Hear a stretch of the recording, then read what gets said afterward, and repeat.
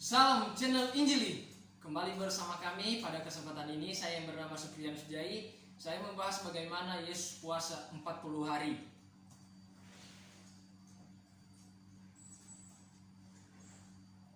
Dalam ini latar belakangnya yaitu Yesus berpuasa mengajak kita banyak hal untuk bisa taat kepada Allah supaya akan melakukan segala perintahnya.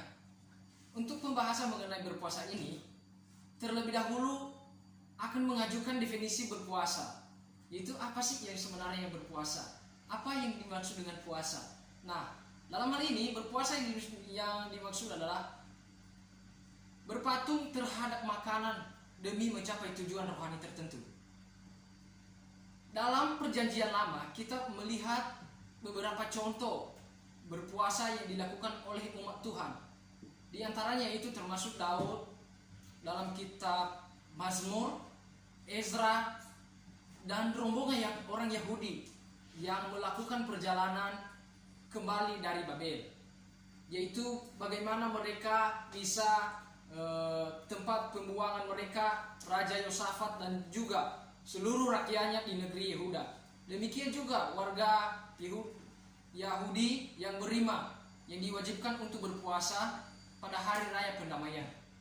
Ketika Yesus berada di bumi, berpuasa merupakan suatu bagian rutin dari kehidupan dan dalam pelayanannya.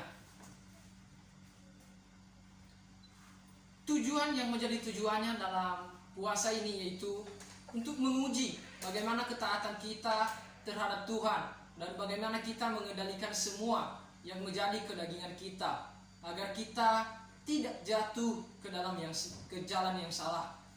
Kita mengerti bahwa puasa bukan sekedar tidak makan dan minum, akan tetapi kita benar-benar menyangkal diri dari yang menjadi kedagingan kita yang tidak sesuai dengan kehendak Allah. Kita bagaimana proses kita melewati tahap tersebut.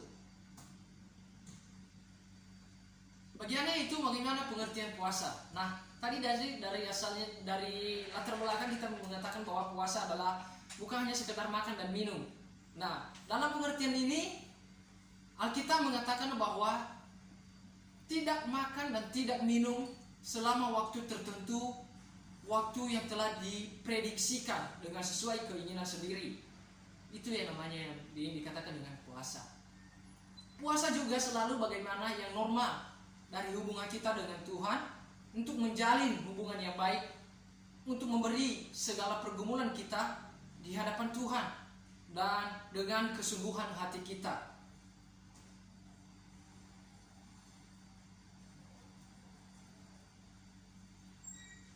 Yesus dicobai iblis pada saat ia berpuasa di padang gurun.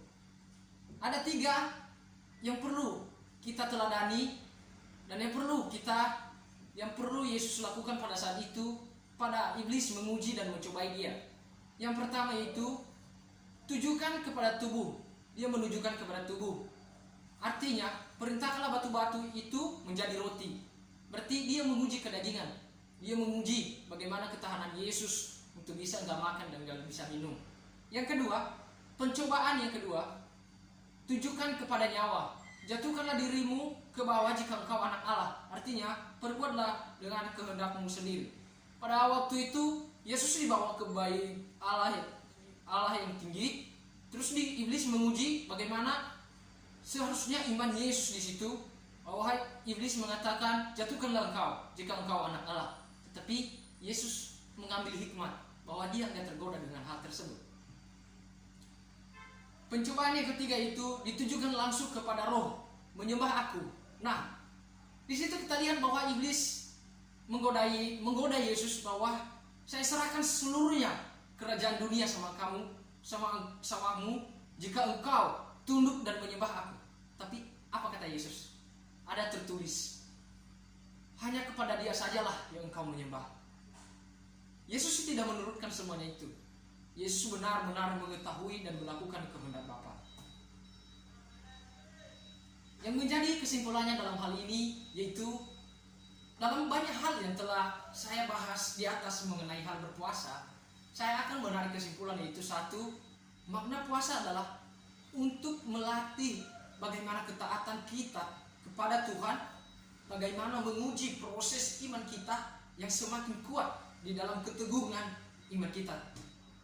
Ya, bagian B itu bagaimana juga kita mengenali Yesus berpuasa tidak akan tergoda dengan segala pencobaan. Nah, tadi bahwa saya jelaskan ada 3 yang perlu iblis cobai Yesus pada saat ia kepada guru, pada saat dia berpuasa. Tetapi Yesus sendiri tidak terprovokasi dengan yang dilakukan iblis tersebut.